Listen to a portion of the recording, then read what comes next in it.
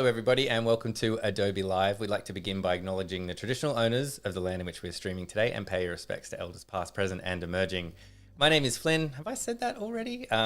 Anyway, let's introduce Kristy. Hi, Kristy. How you doing? Hello, Flynn. I'm good. How are you? I'm good, thanks. You ever do that thing where you introduce yourself or you talk to someone and you say, hey, how are you? And they go, great, how are you? And you go, good, how are you? And you're like, wait, that's too many how are yous. All the time. Good. All the time. Good. Definitely done it before. I did the streaming version of that, I think. It's great to have you back. We had an awesome stream yesterday. I wrote down 5 different tips, and that wasn't even like a tip session. Like it was more of a kind of let's create together. So very impressive. Let's see if we can top that again. I love that. Yeah, that is cool. 5 things. I'm like, I have to actually try these and test these out. 3 of which I was aware of that I haven't used, and 2 I didn't even know about. I do work for Adobe. Perfect. So why don't we do a bit of a recap for those that missed out? Don't worry, we're going to give you a bit of a recap, and we're going to have some great stuff today. And if you missed it, you can check it out on replay anyway. What do you think about that? Sounds great. Okay, cool. Well, I'll get straight into it. First of all, I am wearing the same shirt as yesterday. I did get changed, but I just like to be branded. So do you not just have like 20 of the pink? I actually should buy multiple, to be honest, of just the same shirt. I've got 3 pink suits now, and I don't know who else owns 3 pink suits, but that's cool. Wow, they get used. It could be a record. That's awesome. Exactly. So yesterday we had a really good stream. Basically, what I went over yesterday was I just introduced my brand identity that I was creating. So we were really playing on the idea of just flipping my agency, Pink Pony Creative, into something completely different in a completely different industry. So I thought I'd create a Mexican lounge kind of bar restaurant that was a little bit more upmarket and elegant. I really wanted to play in the idea of the pony and, cowboys, and then I was like cactuses, and then I got onto Mexican. So that's how I came out with Mexican, if you were curious. Pulled together the mood board and had some fun little tricks about InDesign in there as well. So you got to check out yesterday if you missed those.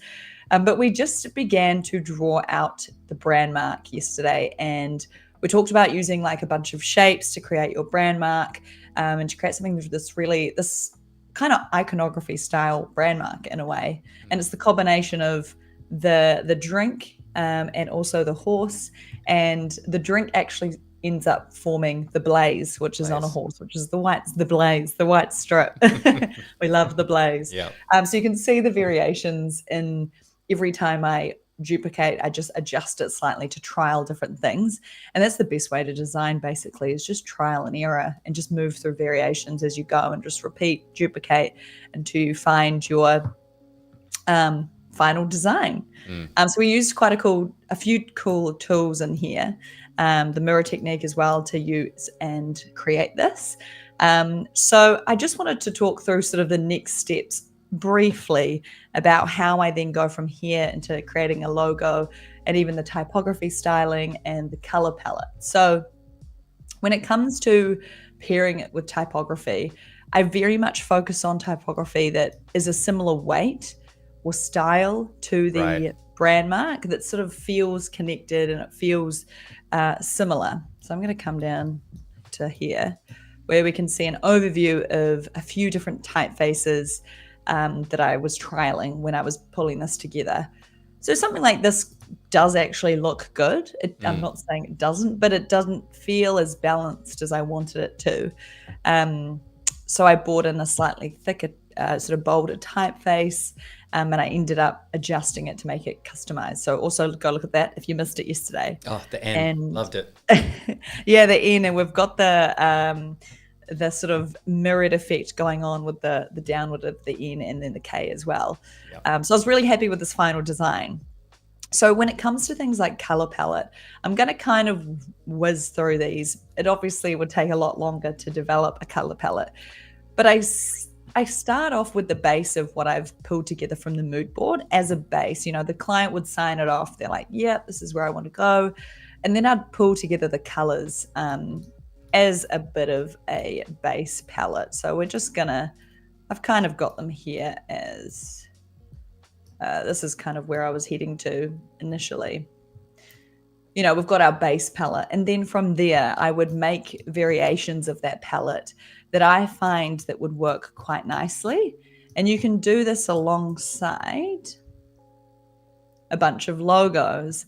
And the reason why I think this is really important is because it just gets you thinking about the overall look and feel, what happens, how do these colors look when it's combined with the logo? And you just, again, trial and error, just try different things. I actually found, I wanted it to feel luxurious. And I trialed a black and a pink, but I felt like the black was too deep. So that's when I would go in and make another variation. Let's actually just play around with this here. And you can actually adjust this black from here, make it a nice navy, starting to look good. And you just trial and error. Yeah. Try it with a green. That green is actually probably too vibrant for what I was going for. So you just sort of soften it out. So you're looking as well at the legibility of the logo, I assume, on that background color, like the pink pony on the green background. Does that halo effect thing? I don't know what the technical term is for that. Yes. Yeah. I think, this comes with experience too. You start to understand that contrast and readability of your brand is so important. And we've all done it. Like, I look back at brands that I've created years ago and I was like, oh, that color palette is fine. But the contrast and the actual use of the brand and the color palette wouldn't actually withstand a website, Right. Printed graphics. So you've got to think further in advance to what you just see here. So that really comes into play with colors and just making sure everything feels cohesive, balanced. I actually really liked the yellow as well. It had this feel of that kind of Mexican inspired design, which I really like. So I just played around with a bunch of color palettes. And then you start to bring it across when you're thinking about, obviously, the other logo, sweet variations. We've got different lockups with the logo. And I think that's really important when we're designing brand identities, because we've got to have various ways that we can have our logo positioned. As the perfect example, let's just jump into mockups and showcase. Oh, that's a big image. Like our vertical logo here, which could be the secondary logo, would work really nicely on tall glasses in this restaurant. So you've got to think about where it's all going to be placed and how it's going to be placed. So we start to build out our color palette. And then what I always start to do with brands, while I'm still refining the logo, the color palette, I actually build out like a bit of an aesthetic, because I think you'll find that when you do this, I do it all at the same time holistically, so that you can get that overall feeling, rather than just saying, this is the logo, then let's do the color palette, then let's do the typography styling. You're doing it in a way where you can like think about the whole brand as a feeling, rather than just these different aspects. That's really cool. So you're thinking about it. So it's not such a waterfall kind of approach here. You're kind of going back and forth a little bit. You're kind of mocking up a bit of this is like almost like a billboard or a magazine ad or something like that. Like an editorial kind of layout. Whereas you've got these like Instagram maybe shots down the bottom, or maybe something for their website that like, oh, this is what it looks like in situ. And you're just bouncing kind of back and forth between that. Is that right? That is exactly it. So really as an example, you might find you've pulled together a bit of an idea about what the aesthetic looks like. And I think it's important to think about the aesthetic, like I said, as a whole. So you might find you've pulled together a few sort of styles and like maybe some social media posts, a bit of a billboard. But what if the blue isn't the right blue? Then what do? Then we can trial, or maybe instead of the blue, it's the green, but the green is too light. So maybe we do try and adjust it and have it as the black. And then you can just continue making variations to trial and error. Literally just give things a go, see if they work. Maybe it's a variation in font. Let's just bang out a beautiful serif here, and seeing which works and which doesn't work. And that's the best way to go. And I like doing it this way, because you're seeing it from an overview rather than just the typography styling or just the color palette. Right. You're seeing it as a whole. Kind of seeing it in situ, like you're sort of seeing it in practice. Like, okay, if I had to design this ad and I was given this branding kit, how hard would it be as a designer to make this look really nice? Exactly. Yeah. So I feel for me and my team, like this is such a artificial way of creating a brand identity. Yeah. So I thought today what we'll do, we've somewhat talked about the color palette, typography, styling, and how we get to these results. I thought I'd showcase some ideas on how to create cool mock-ups and create a menu design for our beautiful lounge, Awesome. our cantina and lounge, actually. Thanks to ChatGPT, it helped me with that name. Makes it easy, doesn't it? Okay, cool. So starting off with, let's just create two icons that I can have on my menu design. So my menu design is going to be all about cocktails. So I'm going to quickly start to map out some cocktail glasses. So in a similar way, I'm going to be kind of using a few techniques that I utilized yesterday, and I'll showcase how these work.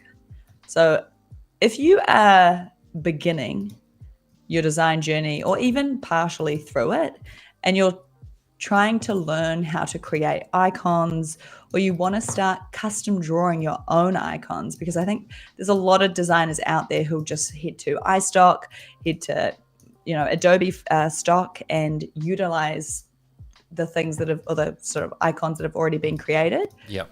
And there's a lot of benefit in creating your own, because you can create them on brand in your own style. It's actually not quite seen to that, but that's cool.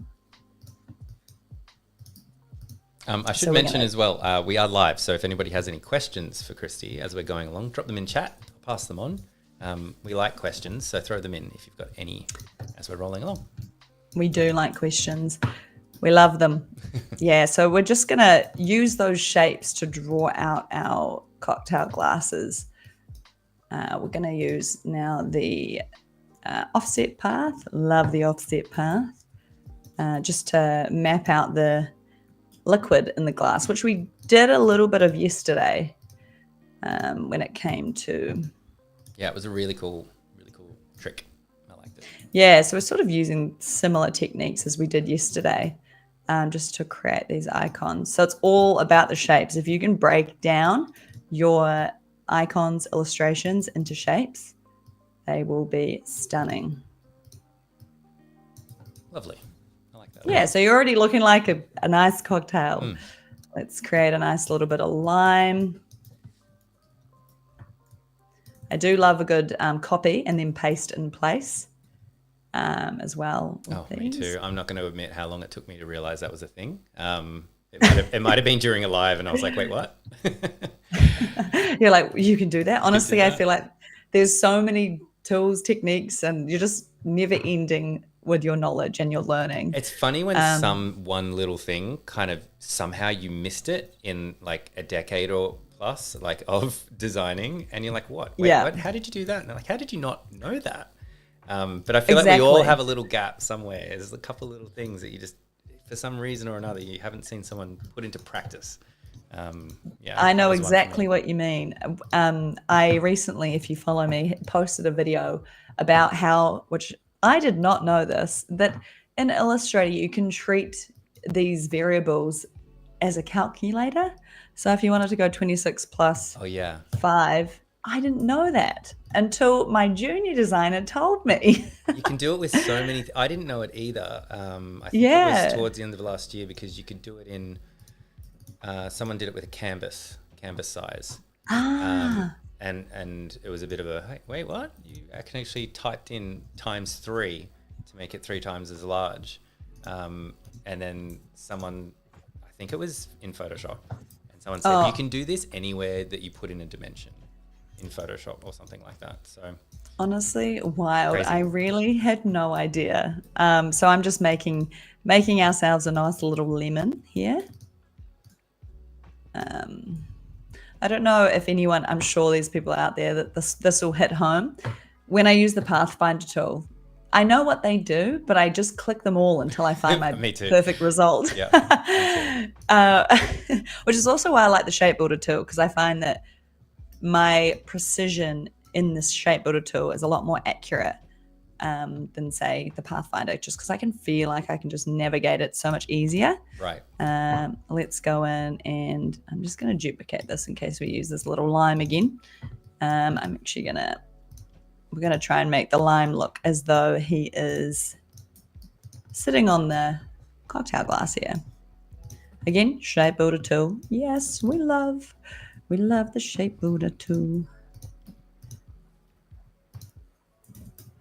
I just want to move this line over. Yeah, nice.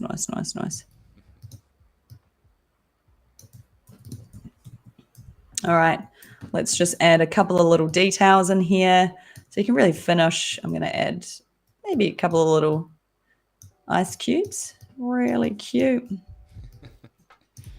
Normally we will often, for some reason, going live at lunchtime, it's lunchtime here, we'll often do streams. For some reason, it's always about food or drinks, and getting super hungry about halfway through every stream lately.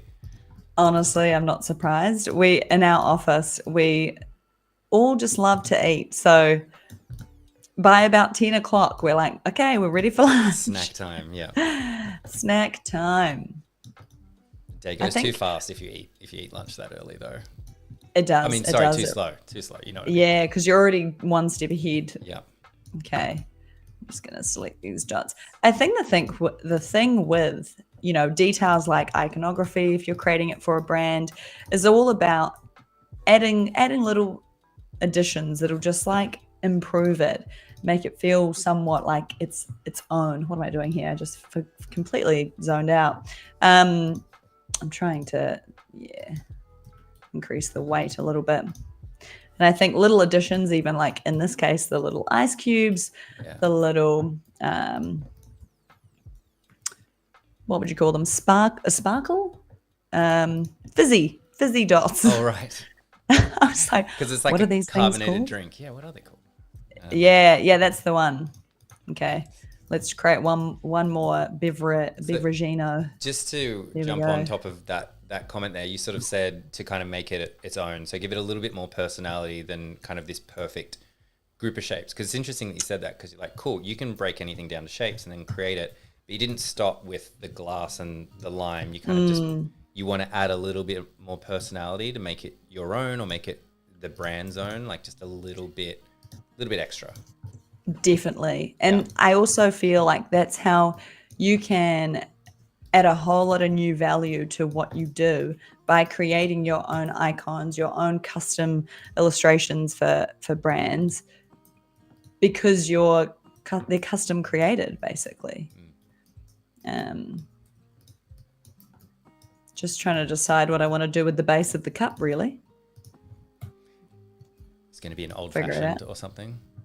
That's the one. You've got it. Gosh, it's my favorite. You've got it. I'm quite a big. I love wine. Wine's my go-to. If I was at this the Pink Pony bar, I would have a wine.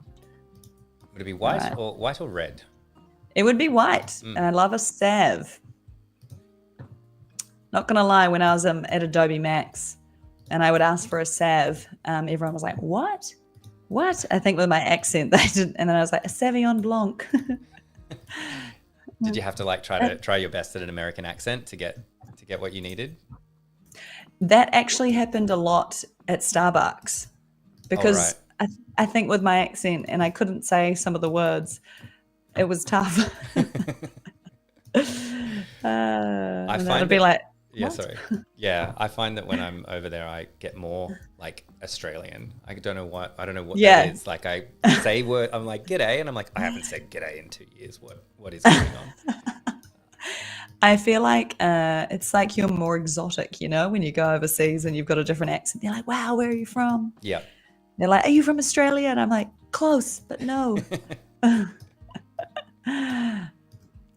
Yeah, so I honestly, this is quite a good little task. If you are wanting to improve your icons, just make a few cocktails. It's cool. It really does help with your shape building and your shape builder tool, ironically. Let's just add a couple more of these bad boys, these little bubbles, just to make it look themed, unique. A bit of texture, kind of. Yeah, exactly. Suggestion of texture. Perfect. I actually think he was too big for. Oh. All All right, we're almost finished with our little cup here. Something as well that I'll quickly mention. When we're creating illustrations or icons for brands, I will often create them in a way where it is, well, I do create them in a way where it's cohesive with the logo. So if there's elements from the logo that I feel like could also work, or even elements in the typography and the color palette, you would then go through and see if you can intertwine those elements. It could be little things like, you've got your dots within the logo, so I want to keep them in a similar weight. Same with the line work. I would like the line work to be, I wouldn't be pairing, as an example. I'm just going to use this one. If I made the line work for this really light, it doesn't actually cohesively match my logo and brand mark design because the weight of the line is too light. So it's all about like thinking about the brand identity, the visual identity as an overall holistic view. Yeah, that's a really good point. So the weights are kind of similar. I don't know, when you blur your eyes a little bit in the shapes, they're all kind of occupying the same amount of space, that sort of thing. Totally. Yeah, that's the one. Even to go as far as you could, with the fill there and even the bolder typography, I could look at seeing if I could make something within here solid as well to balance out the wine glass. Right. Little tips like that can really help elevate a design. But I think in this case, I'm going to keep them actually as I see them here, maybe even just a little bit. I do love just anything bold. Let's change this here. Yeah, these are looking cute. They are. Cute. Cute little cocktail. All right. And funnily enough, if I come down here, I've made a set. Oh, nice. Yeah, so you can see designing them, developing them, and then you can just start to recreate more and roll them out and just keep using those circles and shapes. And I made these quite bold to match the line work and the line width in the logo. So these turned out really cute. They look Loved refreshing. the way they do, to be honest, they do. And when you work, if I was to go and be pretty happy with those and expand them, I always keep the original in case I need to go back and change them, adjust them. So I'm always keeping that original variation. Yep. So they're looking pretty cool. So I think now we can actually go in and maybe start to create a menu and then apply that to a mock-up. That sounds We're cool. going to use Firefly to actually create the mock-up. Because it's so powerful. It is so powerful, and I want to show you how to use it. That's awesome. And yes, because in yesterday's stream, you mentioned that a lot of the imagery that you used was Firefly, and I was actually pretty surprised. Like they were really, it would have been very difficult to pick which one was and which one wasn't. But are all of these Firefly? All of these are Firefly. Even this one here. Yeah. The tequila plant. Which I didn't even know was a thing until I went to Mexico and it was in a tequila plant. Is that what you're calling it, or is it actually that's where tequila comes from? Well, they've got tequila fields, and I'm pretty sure it's just a tequila plant. I went to Mexico this one time in Mexico, and we went to a bar in a tequila field. So there you go. It does come from the plant, I think. I'm pretty sure. I just checked it up. Yep, blue agave. I'm sure I'm pronouncing that terribly, but there you go. See, we learn things. We learn about shortcuts. We learn about branding. We learn about weights, and we also learn about tequila here on tequila Adobe Live, fields. The important stuff. The important stuff. That's the one. All right. So now I'm going to create my menu for I'm going to specifically do the drinks menu here. Yeah. For things like print, especially when it comes to something that needs to be laid out really beautifully, I always go into InDesign. I think InDesign often gets, would you say, missed? I think a lot of people don't use it as much as probably they should. Yeah. Use my guides. Oh, gosh. Yeah, I'd agree with that. It's much less used, I would say. Yeah. It's incredibly powerful. we go. InDesign has been around for a very long time. And it's pretty amazing what you can do. But yes, I do think that it is missed quite a lot. Yeah, hugely. And I think like I started out in my university degree pretty much in InDesign. Like I don't even remember really using, you can see those guides there that I just pulled together, really using Illustrator as much as probably I do now. Right. Was it a Pulled lot in of a couple of editorial comments. design that you were learning? Or Yeah, heaps of editorial, which is interesting. It was a graphic design and animation uni degree, but yeah, so much editorial. Every time I open a new panel, it opens on my other screen, so apologies if you can see me looking over. Your dual screen, it pops it over there. Yes, I'm aware of that. I'll just throw out a question that I think Kristy will be getting to, but thanks for the question, Kristen. I'm always amazed at how Firefly can be used to create such unique images. Can you give us your best tips and tricks to generating the perfect imagery for a branding project? Yeah, of course. Of course. Yeah, we are getting to that. I'm definitely going to show some stuff. So I think as well, it's one of those things you don't realize how much you could use it until you start to dive into it. And then you realize the possibility and you're just like, wow, it's very cool. I can't actually remember what typography I was going to be using. I've lost it. Yeah, let's use this one. I'm going to actually go for the Tiller, the font that I originally played around with for the logo. Cool. I'm actually going to use Tiller here. Dimmy. Right. So question around fonts. When you've used you're reusing the font that you have used for the logo in like the body copy, would say. Is that typically what you'll do? No. Right. Not typically. I think people think that you have to have or to have to use the same font or the same typography that you've used in your logo in your styling, but not necessarily.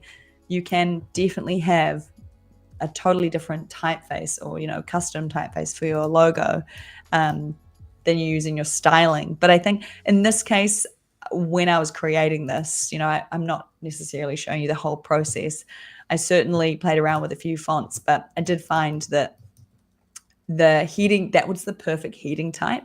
You can always make that heading type slightly more, hold a bit of personality, I feel. That's the sort of where you want the hierarchy. You want to read that heading font first, then down to your body copy. And then I liked the idea of having a sort of more decorative font for highlights, for slightly more unique pieces of copy. All right. So when we've got actually, I'm going to remove that full stop. We've established a bit of a type. Oh, sorry, team. Almost lost you there.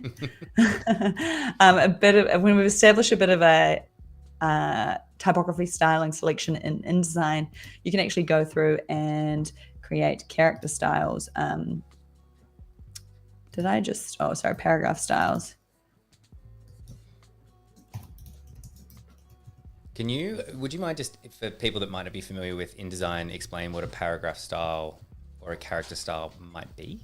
Yes, of course. So in terms of InDesign, having, especially with big documents, multi-page documents or something like this, where you're going to be reusing those same styles across the board, where there might be instances where if I then apply a character style to something or a paragraph style, I want to be able to go in and adjust it. And then for InDesign, if you specify, actually I want to change my body copy to this font, it'll then change the whole entire document, whatever is set to that that style. Did I word that correctly? Yeah, absolutely. Yep. I think that makes a lot of sense. Just in our mission to maybe convert some people to firing up InDesign for some of those projects. It's a massive time saver if you're working with multiple documents. Something like a menu is perfect. It is. Because what happens if someone says, we need the body copy changed, and it's a multi-page document, like say instead of one-page menu, which we'll probably do today because of timing. What if it's like a 20-page document with different drinks, seasonal things, the chef's changing the menu once a week and stuff, and you're the in-house designer, or maybe you're working for the agency or you're a freelancer and you have that client, you want to make that as efficient as possible, because you're also the spell checker, like checking grammatical things. Yeah. But yeah, you can set yourself up for just amazing success by setting the document up the correct way. Yeah, exactly. You can even see there when I've brought in the descriptions, details for this side of the menu, you know, I can select those headings that I want to be changed into my heading font. And then because I've got my paragraph styles set up, I can just go in and tap heading font and it'll adjust it, which is awesome. Magic. So really easy to use. Yeah, it saves lots of time. Sometimes, I'm not going to lie, I can get a little lazy and not even set them up for something like this. Oh, totally. I would just do a classic copy and paste. But hey, we're all guilty of that, you know? Just got to do whatever works for you. That's right. And of course, sometimes it's a project, you don't need to do it. But yeah, it's definitely a good thing to know that it can save you time. Oh, for sure. All right, I'm just going to start to just map out my menu here. All right, I got a question for chat as well while this is up. Go for it. I just want to see what everyone's go-to drink would be here, and if I like that. because I'm leaning towards that aged tequila old fashioned personally. What about you, Kristy? Yum. Do you have a favorite that's on there? Ooh, probably I'd go with the mojito. Yeah, I think I would be all about the mojito. That would be me. Nice. Love a bit of refreshing drink, really. Yep. I'm actually gonna, let's just extend our menu over a little bit.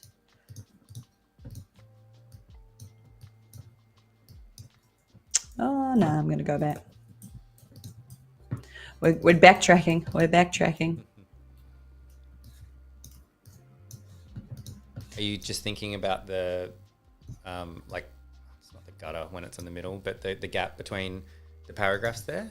Is that what you're And I'm playing with? I'm sort of eyeing up, like, in terms of because this one is quite long as well, this heading, I'm trying to see where I can balance it. I almost need the description to be slightly longer, but then, you know, you get your orphan down here, and we don't want an orphan. There's multiple different ways you can kind of approach that as well. I'm just thinking.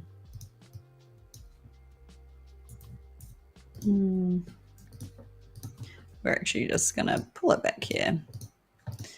And then I'm actually going to use this as a bit of a base. This is when, if I'm doing a personal project, I'll be like, maybe I don't need aged in front of tequila old fashioned, and I'll just cheat.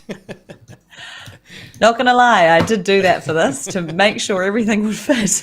The difference is get a client project and like, oh, for you can't do sure. that. For sure. No, that happens.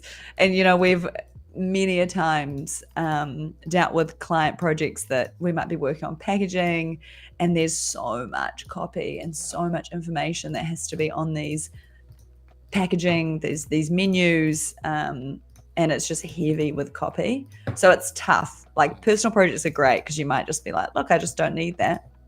Let's just cut that out. Yep. But I think that's the difference as well between your passion projects and your real clients, basically, because you've got those projects that potentially are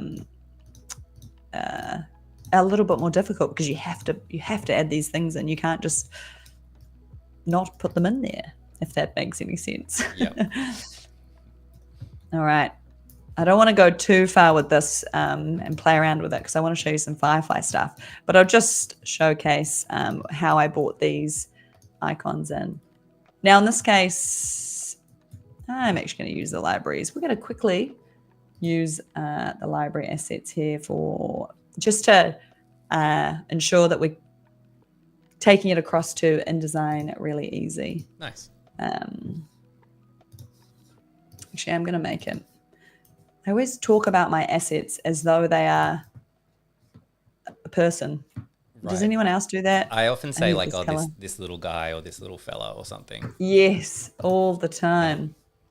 That's fine, you know. Here we go. And then he's updated in the assets. Let's pull him over into your library. Where is my assets? Mexican pony, I've called it. Perfect. Okay, cool. And then we can bring that in. And that's when we're going to use our assets there. Now, I haven't quite finished this, but again, funnily enough, I did a design earlier. Oh, amazing. Very prepared. You've got to be with lives. That came in really handy yesterday, didn't it? It did. It really did. So you can see I've just played around with the variation. Everything, hierarchy is really important, making sure your eyes, targeting those headings first, then dragging down through the copy. And I really liked the little icons at the top there as well. Sorry, just a quick jump on with icons and keeping the consistency of the weight going through. Do you expand appearance before you bring them into another document or put them into your cloud to keep the line work consistent?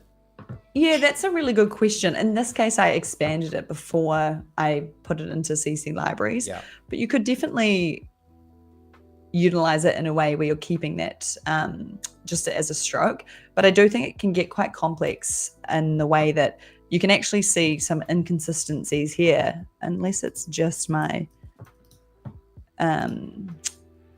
where these dots actually look thicker than this, I think, because they might have a different stroke on them. So that's where, and then if I made this smaller, he's going to actually look pretty standard cool next to that one. Yeah. Like I think you can get inconsistencies because maybe within the illustration, there's different variations of stroke. And so that can be difficult if you're trying to then resize it and change the stroke. So if anything, I find it more efficient to actually perfect it and then expand it and then bring it into other documents. But yeah, so say we've done our menu design or our print collateral for our client, and then we want to go in and showcase it as a mock-up. So thanks to trusty Firefly now, we can go in and make these mock-ups. So something that I find quite useful is I actually go in and have a look at the inspiration. Sometimes if I'm finding like this image, it looks pretty realistic, she looks quite realistic. I might even see if I can find something that I find would be a good base as a good starting point. If there's not anything, you can go in and just generate an image. So in this case, wow, look at that one. There's some pretty amazing stuff now. I'm just flicking through Firefly. Also a really great way to understand prompting as well. So yes. That's like a gallery. If you don't know that you can submit what you've typed in and what's come up and said, hey, this is really cool. Maybe Adobe wants to feature this. Yes. And this is, I don't know who at Adobe, because I've submitted a bunch and none of them have been accepted. But the prompt game is pretty strong, and you'll notice a lot of them are quite long. So it is interesting to sort of see the descriptive words that seem to yield the best results. So I would say that's tip number one, because that's a really good way to kind of look at other people's work. Yeah, and that's where if you don't understand prompting, it can help, which is why I actually sometimes do start with that. The other thing is you do have to start to understand that every word can change the way that the result can look. So typically I only really am trying to go for photograph style images. So having the word photograph, although it seems obvious in there, can actually really allow it to look like a photograph, and then use words like realistic. Potentially, it's a bit of trial and error, but I'm just going to type a few words and see what we can get out. And I put an A4 paper as well because I wanted a base to start with. I'm actually going to go light pink A4 paper. And then I'm going to go, I've already put top view at the front as well. So you can also incorporate potentially your angle. If it's got harsh shadows, I'm going to put harsh shadows. Let's see what it comes out with. And then I'm imagining I would like to kind of theme it to my brand identity. So in this case, I have the light pink paper, but because my brand identity has that dark contrasting blue, what if it's on a dark blue or dark navy, I'll call it, background. And then I'm going to add in my elements that I want on my table, we'll say. So maybe margarita. Oh my God. Rita. Spelling coming in again. Don't come at me for my spelling, people. Let's have a chili, a lime. And let's just see how this comes out. So it's quite specific. about what I've asked it to do. And then I always click photo if I want it to look like a photo. Yeah. Although I've got photograph in there, having the selection of the content type photo is key. Perfect. I mean, it's pretty good. Yeah. Pretty good. So the A4, because I was going to ask you what the A4 was doing, because I've never used that before, but it's literally you're saying I want an A4 piece of paper. Yeah, because basically I'm trying to tell it to what I want to create a mock-up with this included. So if I can generate an image where it looks quite realistic in terms of the mock-up, perfect, ideal. I actually really like the harsh shadows. That left one. And something, they're quite beautiful. You know, something like this, obviously the drink's right bang in the middle, but the drink is interesting. It's in the middle of all of them. That's quite funny. But, you know, something with your prompts. So I use this a lot for brand identities, or my team does as well. When they're all the same. Exactly. When we create, I'm like, what? When we create brand identities for clients that don't really exist right now, they're just starting their business. This can be incredible because you're basically telling it, you're telling Firefly to create something that doesn't exist, but you can still make it really on brand. So don't be scared of AI and Firefly, people. Get into it. There was quite a good one there that I downloaded too, so I will potentially use that. But where I was getting at with this whole story, so recently when I was creating prompts for some designs, I kept adding the word, and I'm going to show you, and I wonder if it's going to do it. I kept adding the word realism. Right. Now, every time I did that, because I wanted it to look realistic, every time I did that, I'll see if this spits out the image. I think it's going to. It would create a design that looked like art. Maybe it's because I got the word photograph. I was almost doing this because I thought realism was enough, but realism is actually a style of painting. So I was telling it the wrong prompt. It might do it here. And I was getting so frustrated. I was like, why? I said, these are actually all right. Why is it giving me every time something that looks painted? Yep. And I couldn't understand because even though I had photo as a content type, so where I'm getting at is just your prompts are key. So like they can really change the way something is created. I actually quite like that. It's quite cool. Pretty great. It actually does look painted, to be honest. That's super interesting. I hadn't considered that. That if you're using a word that's a descriptive word, but it's part of the themes, and a lot of those themes are to the right if you haven't seen them. So realism is probably one of those categories over there, would be my guess. Definitely. But yeah, that's a great insight. Yeah, it's a good one. So play around with your prompts. Like one word could be changing the whole thing. So these are a couple that now we've gone into all of my other ones, a couple that we created today. Let's go with, actually, I don't know which one I want to pick. I'm just going to go something simple. Let's pick this guy here and add him in. And this is where I can literally just, so it's one of those things. I think some images, the harder you look, the more unrealistic it might look. Yep. But on first glance, it's pretty accurate. Definitely. So let's drop in our menu design. And we're going to... aspect ratio pretty close. That's pretty good. It's not bad, not bad. Change the opacity there. And then obviously you want to just make the adjustments and remove anything that's unwanted you don't need. So I'm actually just going to... Let's select... we got the wrong layer selected. I'm just wanting to select this piece of paper. Not bad, not bad. And then let's just mask that out. And voila, we have a beautiful menu. Easy. I'm just going to flatten this because just say I wanted to, let's just save it. Save this guy. I think I already did save it, to be honest. Let's go back. And as an example, I'll show you what you can do.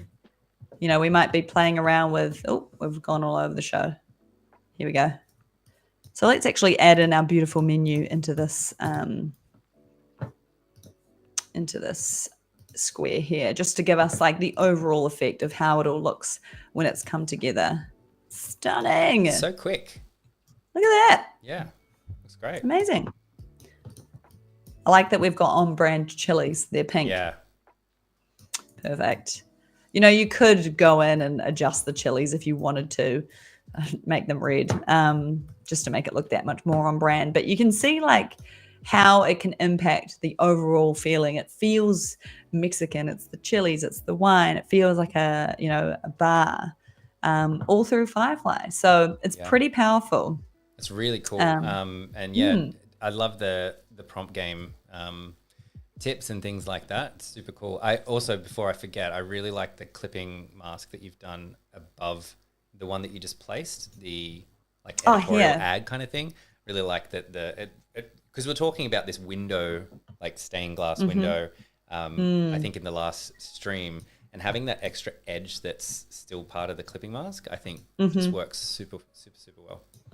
Yeah. And you'll notice again, this is thinking about your brand identity holistically in the way that your elements should tie into each other. That's how you're going to get cohesion. Cohesion, what a good word. And that's how you can elevate a brand identity and make it that much better. You know, maybe in part of your brand guidelines, it's actually taken from the logo is this window frame.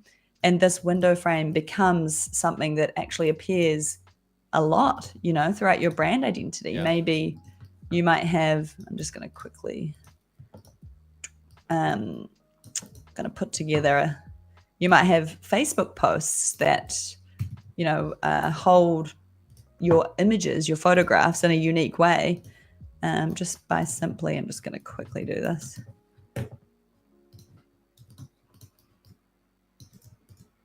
You know, you've got these unique frames that you can use as just a different way to be on brand for that business. How did you crop that in? Was that just like Command 7? Like you just actually doing a clipping mask there, or? No, this is actually just literally pasted on top. Right. Just for the instance of this. Yeah. And I just changed the color of it just so that it looks like it's part of the back. You know, a little that's what's tip throwing me. I'm like, oh, there's some crazy trick happening. It's like, no, it's just the same color as the background, so it makes it look like a window. It's just the same color. It's just the same color. Works. Something that we started to introduce, I can see that little dip there is not meant to be there.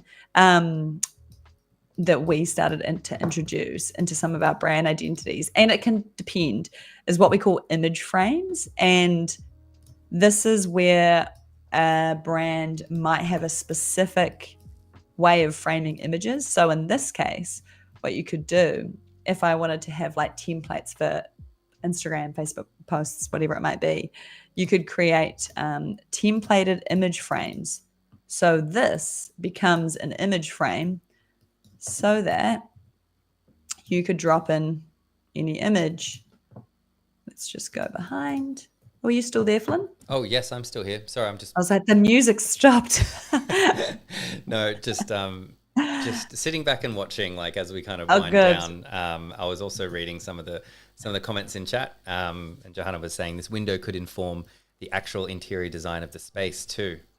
Exactly, which is why, you know, brand identity goes far beyond, or visual identity far beyond your logo, color palette, pattern, logo, etc. I just said that. It could be image framing. It could be, you know, even brands, you might find that all of their images on their website have rounded corners. That is part of your brand identity, your visual identity. Yeah. It's a visual that you'll consistently see across the board. So all of those details, if you can include them in your design, elevate a brand and make it that much more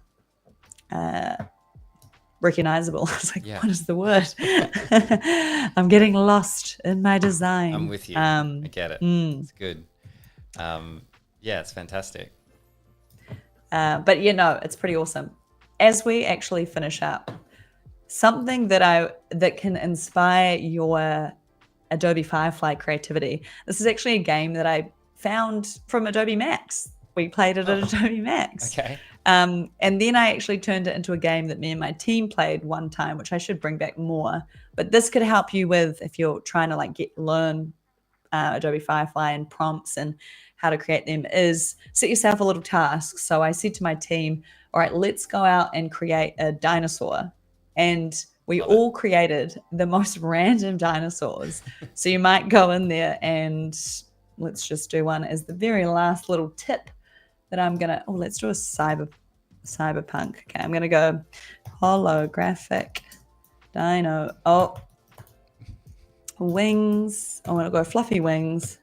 Fluffy wings on a dinosaur. So, I mean, test this out. If you want to do a dinosaur, let's see. Fluffy wings and pink. Oh, I don't even know. Let's just keep it at that. Let's see what it spits out. See what kind of dinosaur you make. Then tag Adobe Live and share it. I'm going to change the thumbnail for this YouTube video to whatever comes up. Yeah. Oh, hey, that's not bad. He's pretty cool. It's just fun. It's quite a cool way to be creative and like test the skills and, you know, on a bike. Let's get really creative as we finish up here. That's awesome. This should be how we finish all of our streams. Johanna, take note. I like this game. It's a good game. We played it at Adobe Max, and it was like a competition, and that someone gave us a prompt, and whoever had the best image won. That's cool. A badge. Like it was actually really fun. It inspired me. But you know, it just helps with your prompting, descriptions. Yeah. You could even play around with like an idea of if you were creating mock-ups, like how can I create a mock-up for a makeup packaging style. Just throw a bunch of words together then. Well, whatever it is, right? There's no limit to the imagination. So exactly. Well, that's awesome. And I wanted to just kind of mention just something for those in the audience. There's this like free creator event thing that's coming up. I wanted to just kind of plug it a little bit because I know that it's free and I know that a lot of people, regulars on Adobe Live, such as yourself, James Barnard and stuff, are doing kind of a bit of talk. Can you give that like a 30-second plug for folks? Yes, this was the which one was it again? I thought you were going to say it. I thought it was like the creator thing. Am I just making things up now? No, you're not. It's for the Designer Boss Summit. I think you'll be talking That's what about. I just wanted to make sure that was the right thing. No, I can plug that for sure. Go for it. It's called the Designer Boss Summit. It's happened a few times, and this summit is going to be amazing. We've got made by James Barnard, Abby Connick, incredible designers Liz Mosley, and myself, and we all have about 30 minutes individual sessions, and this one is all about business. Oh my gosh, I think my brain has disappeared today. It's business stuff. Got it. Business stuff. Business processes is what it's about. And I'm talking all about your project management system. And especially when you start to grow a team or use contractors, my session is talking about Notion and how to utilize that. And if you do upgrade and purchase the Boss Bundle, you do get my Notion board. Trust me, this thing is not even lying. I'm proud of it. Damn proud of it. I do love Notion. I use Notion all the time too. Fantastic. Yeah, I built it out. I have a team, so I know that it works. It's a proven project management system that I use. So cool. Yeah, I'm really proud of it. So definitely go into my link in my bio and sign up. It's free. Sign up to that thing. I'm signed up for it. It looks really amazing. Lots of fantastic creators, just like Kristy. So I'm sure people here would really benefit from that. We're out of time. So Kristy, as always, love having you on Adobe Live. Cannot wait for the next one. Amazing. No, it's been an absolute pleasure, Flynn. Loved it. Thank you. And thank you everybody for watching, and we'll catch you in the next one. See you next week. All right. Bye.